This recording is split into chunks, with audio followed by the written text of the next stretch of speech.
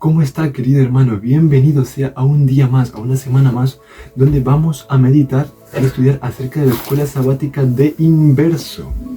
Recordemos que la escuela sabática se llamaba Renovar la Mente, y para esta semana nos ha tocado la escuela sabática de Recibiendo la Mente de Cristo. Hemos llegado a un pilar fundamental e importante para saber cómo renovar la mente. Y qué mejor que recibir la mente de Cristo. Así que ahora le invito a que me acompañe en oración para que podamos empezar con el estudio de la palabra y de la escuela sabática. Así que oremos. Padre nuestro que estás en los cielos, santificado y glorificado sea tu santo nombre, Señor. Venimos humillados ante ti, que seas tú quien nos guíe con tu Santo Espíritu, Señor, con tus santas palabras. Que supla, Señor, nuestras necesidades y los problemas de cada uno de nosotros, Señor. Y que seas tú el único anhelo y deseo de nuestro corazón. Danos entendimiento y sabiduría, Señor. En el nombre maravilloso de Cristo Jesús. Amén. Amén. Como le estoy diciendo, la escuela sabática de esta semana para el día 18 de enero, sábado, es Recibiendo la Mente de Cristo. Miren, la escuela sabática empieza así.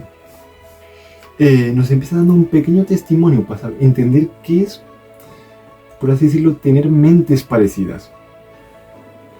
Miren, el testimonio cuenta así.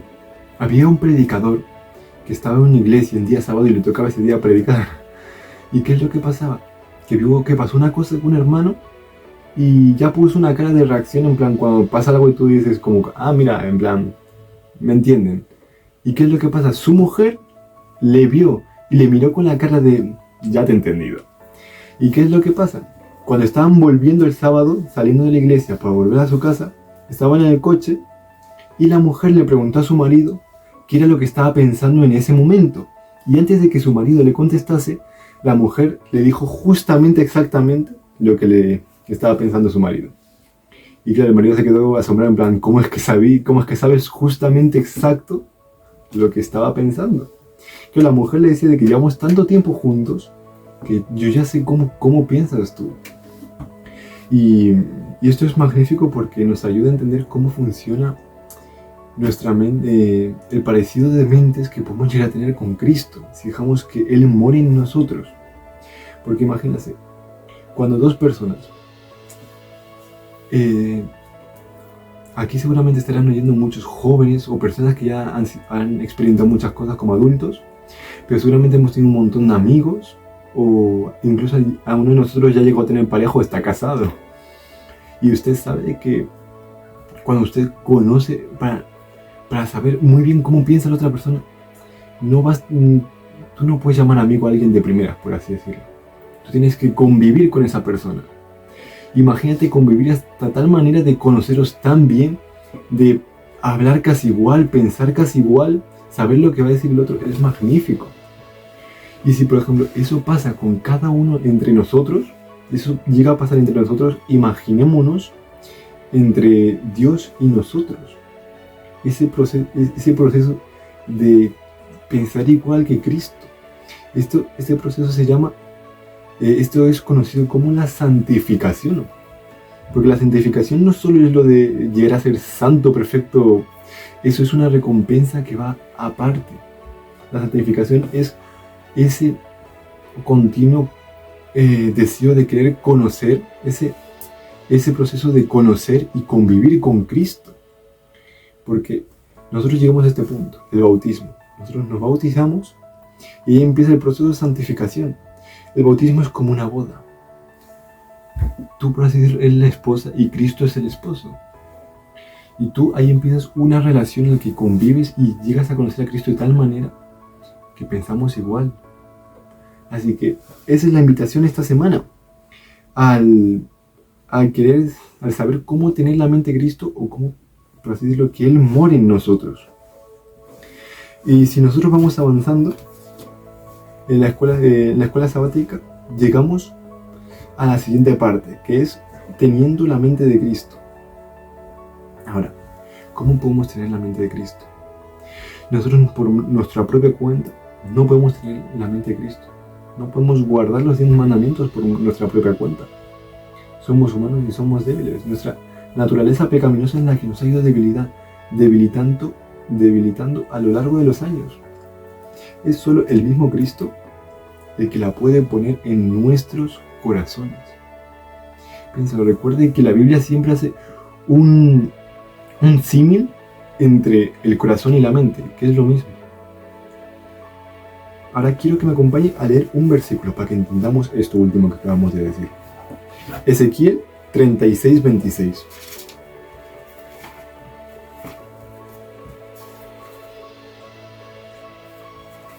Ezequiel 36:26.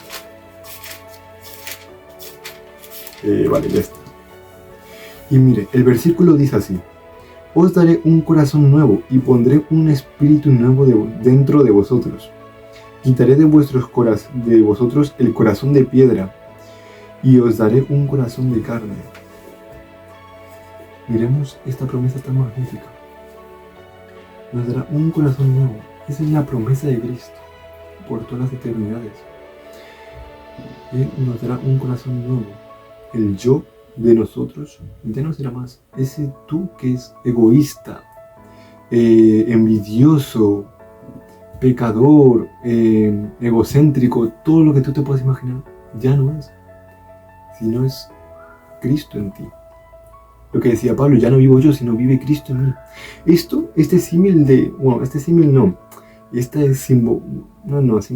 Este hecho de que Cristo va a vivir en nosotros, lo vamos a ir repitiendo a lo largo de toda la escuela sabática, todo el trimestre.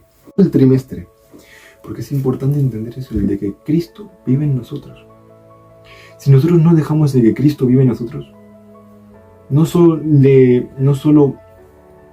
estamos impidiéndole el paso, sino estamos endureciendo el corazón. Por eso dice, ese corazón de piedra, cada día endurecemos más el corazón cuando rechazamos a Cristo. Y no sabemos, no quiero hablar asemejar mucho al tema de las recompensas, pero nos estamos acercando a una completa condenación al rechazar al Espíritu Santo y por tanto a Cristo. Por lo cual vamos a seguir pensando en eso. Luego, quiero invitarle a leer Filipenses 2, 5 al 11. En estos versículos vamos a entender más o menos cómo fue Cristo. Nos hace un resumen de cómo es que fue la mentalidad de Cristo. Incluso vamos a empezar desde el versículo 1, que ahí nos hace una especie de contexto o invitación. El capítulo titula Humillación y exaltación de Cristo. Filipenses 2, 1 al 11. Y dice lo siguiente: por tanto, si hay algún consuelo en Cristo, si algún estímulo de corazón, si alguna comunión del Espíritu, si algún afecto entrañable, si alguna misericordia, contemplad mi gozo, siendo lo mismo, teniendo el mismo amor, unánimes, sintiendo una misma cosa. Vamos a pararnos aquí. Antes de ver lo que dice a partir del versículo 5 acerca de la mente de Cristo, aquí está hablando Pablo acerca de, está explicando su testimonio de que cómo es ese anhelo del Espíritu, y es lo que se siente tener el Espíritu. Porque dice, si algún consuelo en Cristo, en el Espíritu, en el amor, Cristo, resumen, Cristo. Dice Pablo, contemplad mi gozo. Por eso es lo que es, aquí se ve claramente lo que es la fe. La fe es lo de que la fe no es solo obras, la fe no es solo creer, ¿ves? La fe, o sea, a base de la creencia vienen las obras. Pues aquí se ve lo mismo. Contemplad mi gozo. Cuando tú contemplas la alegría de una persona, tú ves que de verdaderamente lo que está viviendo, lo que está haciendo, le está haciendo feliz. Y si la gente ve que el evangelio que tú has recibido te hace feliz, esa es la verdadera fe, el verdadero gozo del corazón que Cristo nos ha dado.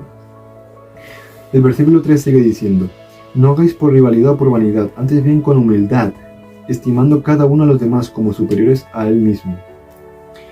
Esto es importante, porque Pablo sabe las circunstancias, los peligros del saber.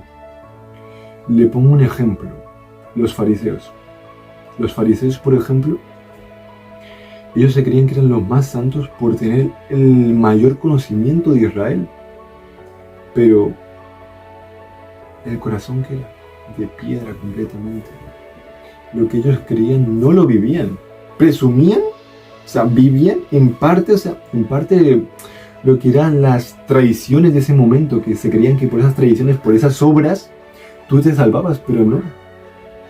No, ni siquiera, aunque ellos empezaran a ayudar a todas las personas solo por el interés de las obras, tampoco, ¿no? A base de lo que tú crees, obras. Eso es lo que hacía Cristo. Cristo no obraba por, bueno, Él vino a salvarnos, pero en términos humanos, Él no obraba por salvación. Él obraba por amor, por compasión, por ese ágape de querer darles algo a los demás, ese amor a los demás, sin recibir nada a cambio. Pongas a pensar en un momento que Cristo, cuando dijo que la única manera de tener vida eterna era yendo a Él, la gente se desilusionó y dejaron de seguirle. ¿Y Cristo qué le dijo a los discípulos? ¿Queréis vosotros también dejar de seguir? ¿Queréis vosotros también iros? Claro, los discípulos, pues bueno, Pedro fue el que encaró y dijo que ni aunque pasara esto, bueno, ya sabemos cómo era Pedro y ya sabemos lo que pasó. Pero eso, no... Eso. Bueno, y sigamos leyendo. En el versículo 4 dice, no busques, el versículo 5. Ahora ya nos centramos más en lo que es el carácter de Cristo. Haya pues en vosotros este sentir que hubo también en Cristo Jesús. Él, siendo en forma de Dios, no estimó el ser igual a Dios como cosa a que aferrarse, sino que se despojó a sí mismo, tomó la forma de siervo y se hizo semejante a los hombres. Si nos replanteamos el problema que hubo en el cielo con Satanás, él ya tenía solución hasta antes de la creación del mundo. Él decidió humillarse. Vemos el primer rasgo, y esto lo repite varias veces: la humillación que hace Cristo. Trono celestial por una cuna de paja, ángeles celestiales adorándole por unos animales, unos burritos. Vean esa situación. La humillación, el amor que tenía Cristo para humillarse de tal manera, con la raza humana de aproximadamente 4.000 años de pecado, ya degradada la raza humana. La hermana White dice que es una vergüenza incluso que el mismo Cristo venga con tal degradación humana. Sigamos leyendo. Más aún, en el versículo 8, más aún hallándose en la condición de hombre, se humilló a sí mismo, haciéndose obediente hasta la muerte, y muerte de cruz. Por eso Dios también lo exaltó sobre todas las cosas, y le dio un nombre que es sobre todo nombre. Y esto es hermoso, esta es una promesa hermosa. Para que en el nombre de Jesús se doble toda rodilla de los que están en los cielos, en la tierra y debajo de la tierra, y toda lengua confiese que Jesucristo es el Señor, para la gloria de Dios y del Padre. Estos tres últimos versículos el 10 y el 11 es una promesa de cuando Cristo venga, toda rodilla, cuando Cristo venga por tercera vez, toda rodilla se arrodillará ante Él, ya sean malos, buenos, incluso dice el espíritu de profecía, que el mismo Satanás se doblará ante Él. Imagínense esa situación, es increíble. Pero a mí me gusta la parte en la que dice que, más aún hallándose en la condición de hombre, se humilló a sí mismo. Si nosotros nos paramos a pensar acerca de lo que se humilló a sí mismo, ¿qué significa humillarse? No significa hacer el ridículo, claramente no. Humillarse significa renunciar al yo. Cristo renunció al yo. Cuando Cristo anunció su muerte, y Pedro le dijo, Señor, por cualquier cosa que pase en el mundo, no dejes que esto te pase a ti, que te crucifiquen, básicamente. O sea, quiérete a ti mismo, no dejes que te maten. ¿Y qué es lo que le dijo Jesús? Todos sabemos lo que le dijo Jesús, y si no, se lo digo yo, le dijo, fuera de mí, Satanás. ¿Acaso no he de beber yo esta copa? Pero le dijo eso, fuera de mí, Satanás. ¿Por qué? Porque, por así decirlo, le está diciendo, quiérete a ti mismo. Y si Cristo hubiera haberse mostrado amor por sí mismo un poquito, todos nosotros estaríamos condenados a muerte. O sea, qué bonito saber que el Rey del Universo se humilló a sí mismo, renunció a sí mismo para salvarnos a cada uno de nosotros. Eso, hermano, es un amor inexplicable. Porque en el Getsemaní lo demuestra. Dice, Padre, si fuera por mí que pase de mí esta copa, pero hágase tu voluntad y no la nuestra. O sea, dijo, quisiera pasar por todo esto, o sea, no quiero pasar por todo esto, pero tiene que hacerse a tu voluntad antes que la mía. Y eso es el rasgo más importante de la mentalidad de Cristo. de renunciar al yo y que sea Él quien vive en nosotros. Porque Cristo, ¿cómo venció? Se sometió al Padre. Y esa misma sumisión la pide en nosotros. Ahora ya habido leyendo esto, vamos a pasar al siguiente punto, que se llama, estos son dos rasgos importantes acerca de la mentalidad de Cristo, que es la fe y la obediencia.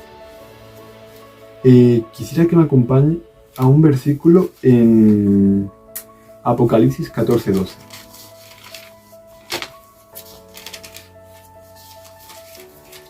Apocalipsis 14:12.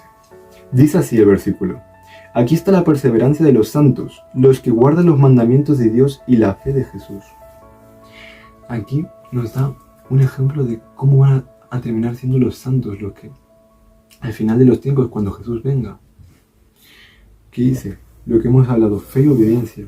Los que guardan los mandamientos de Dios y la fe de Jesús. Al obtener la mente de Cristo, al dejar de que Cristo muere en nosotros y renunciar al yo, esto es el resultado. Guardar los mandamientos y la fe de Jesús. Porque ¿qué dice Dios en la Biblia? Ahora no tengo el versículo, pero seguramente lo has oído alguna vez, que Dios dice una vez en la Biblia: pondré mis dichos en tu corazón, o pondré mis ley en tu mente. Esa es la promesa que hace Dios cuando nos dice lo mismo de: pondré un corazón nuevo dentro de vosotros. De que nos promete de que eso. Tú no tienes que aprenderte los 10 mandamientos. Y cada vez que vayas a hacer algo en tu día a día, dices: anda, mira, tengo que mentir. Y la Biblia dice no mentir. Pues no miento, tú no tienes que ir así de eso. Créeme que si tú por tus propias fuerzas y por tu propia cuenta intentas guardar los 10 mandamientos, no vas a poder. No vas a dudar ni una hora para que te hagas la idea. Nadie, ni yo, ni nadie. Ni el mismo Cristo pudo. Yo no digo que Cristo no guardase los mandamientos. Esto hay que explicarlo para que lo entendamos. ¿Qué es eso de que Cristo no pudo? Acompáñame a Juan. Esto ya lo leímos igual en la primera escuela sabática, pero está en Juan 5, el versículo 19, porque leo: respondiendo entonces Jesús y les dijo: de cierto os digo, no puede hacer el Hijo hacer nada por sí mismo, sino lo que ve hacer al Padre. Todo lo que el Padre hace también lo hace el Hijo, igualmente. O sea, Cristo mismo lo dice: yo por mi propia cuenta no podía guardar mis mandamientos. Solo por lo que hace el Padre, por la sumisión al Padre, pude guardar los mandamientos. Y en el versículo 30 nos lo vuelve a recordar: no puedo yo hacer nada por mí mismo. Según oigo, así juzgo, y mi juicio es justo, porque no busco mi voluntad, sino la voluntad del Padre que me envió. Volvemos a encontrar lo mismo. Renuncia al yo, porque Él dice: no busco mi voluntad, no busco mi yo, busco la voluntad del Padre. Por eso es lo que le digo de que Cristo no pudo, y por eso se sometió al Padre. Y de ahí Cristo venció toda una vida sin pecado. Es maravilloso oír eso, porque gloria a Dios por eso. Todos somos salvos. Ahora sigamos leyendo. En los que guardan los mandamientos de Dios, en Apocalipsis 14:12, perdón. Los que guardan los mandamientos de Dios y la fe de Jesús. Pensemos en esto. Ya el Señor nos ha prometido de que una vez de que le ponga un corazón nuevo en nosotros, vamos a querer obrar por el mismo hecho de sentir, por así decirlo. Es algo inexplicable ese proceso de santificación.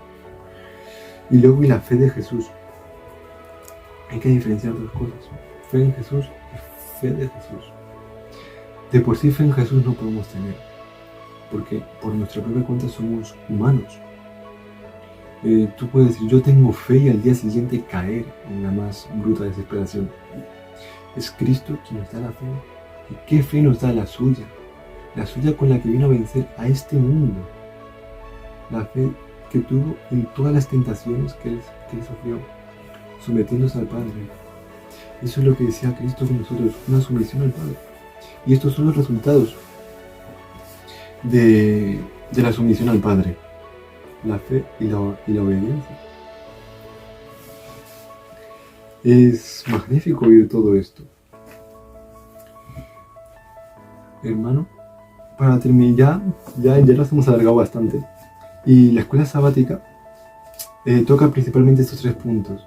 Lo que ya hemos tocado, teniendo la mente de Cristo, la fe, la obediencia, y luego nos termina con un pequeño testimonio. Que hable ese proceso de santificación. Y luego la fe de Jesús.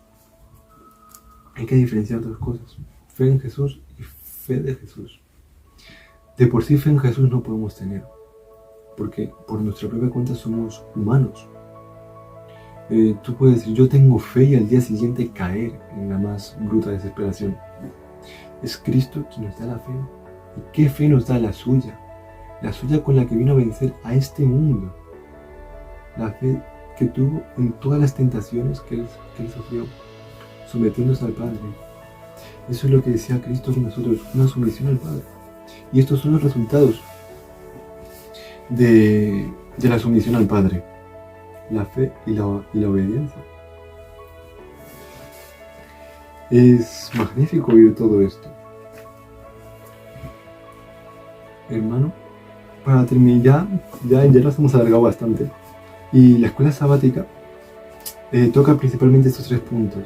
Lo que ya hemos tocado, teniendo la mente de Cristo, la fe, la obediencia, y luego nos termina con un pequeño testimonio. Que esta vez es un poquito trágico, quizá trágico, pero termina en una grandiosa bendición. El testimonio dice así: desde que iba una mujer, supongo que era el mismo predicador, y al parecer sí que era pastor, le decía al pastor que tenía problemas con su marido, por así decirlo, no le entendía o cosas así, los problemas que puede tener una persona en una relación. Y el pastor le preguntó, ¿qué es lo que sientes tú acerca de tu marido? Y a mí me rompió el corazón cuando yo lo oí. La mujer le dijo, lo odio. Imagínate que, vamos a poner otro caso un poco más extremo, que le preguntan a un chico acerca de su madre y el chico le dice, la odio. Es horrible, para la madre sería horrible eso. ¿Qué es lo que pasa? El pastor limitó esto mismo. Ora todos los días. Ve y ora. Porque orar no solo es Padre nuestro, que sea, no. Orar es abrirle el corazón a Cristo. Ábrele el corazón a Cristo acerca de tus sentimientos sobre tu marido, le dijo. Y pídele porque te los quite y te dé la mente de Cristo. Que por más odio, por más que tengas a alguien, ese es el amor de Cristo. Amar a alguien sin nada a cambio. La mujer empezó a orar todos los días por la mente de Cristo. Y tuvo un cambio. La mujer empezó a hacer, a pesar de todo, empezó a hacer cosas muy buenas por su marido. Y su marido se quedó asombrado en plan, oye, ¿por qué haces esto? Y claro, el corazón humano al final es el corazón humano. Tiene empatía, un poco aunque sea. Si no, Cristo es la que nos la da. Y el marido se vio tan asombrado por su mujer que él cambió y le empezó a amar. Y dice que finalmente volvieron a ir juntos los dos a la iglesia. O sea, mire qué bendición. De que la mujer estuviera sola y le diga al pastor, odio a mi marido, a ir los dos juntos a la iglesia como una pareja normal y corriente, pero qué maravilloso es oír eso. Y finalmente esa es la invitación, pedir el carácter de Dios. Porque sí, a veces suena difícil querer renunciar al yo, porque renunciar al yo no solo significa eso, al yo en plan tipo a mi carácter, es mucho más que eso. Y para descubrir eso tenemos que tener una plena relación con Cristo. Y Él es el que nos da el discernimiento de saber qué es lo que Él quiere hacer con nosotros. Porque la Biblia dice, yo tengo pensamientos acerca de vosotros de bien y no de mal. Así que la invitación para esta semana es esa, hermanos. Oremos y pidamos cada día principalmente por el Espíritu Santo, que será el que nos pueda dar esa mente de Cristo. Y espero que tenga una bonita semana y un bonito sábado. Que el Señor le bendiga un montón.